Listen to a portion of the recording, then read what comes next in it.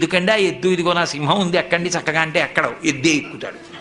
ఆయన ఎద్దెక్కేది అమాయకుడు ఎక్కడు. వృషభము దేనికి సంకేతం అంటే ధర్మానికి సంకేతం.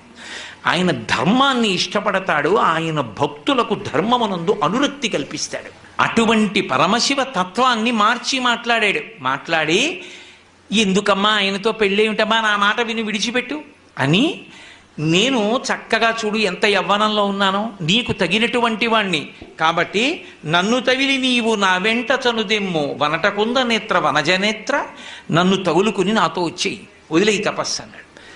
విందావిడ, వీడట బ్రహ్మచారియట, వీనుల పెట్టక రాని మాటలే ఆడుచునున్నవాడు, నమశివాయయుండు ఆడగరాదు. వీని కపటాత్ముని వీపున వేసి ద్రొబ్బుడని ఉగ్రత పల్కిన కాంతలందరున్. వీడు ఇష్టం వచ్చినట్టు మాట్లాడుతున్నాడు, శివనింద చేస్తున్నాడు. ఎవరో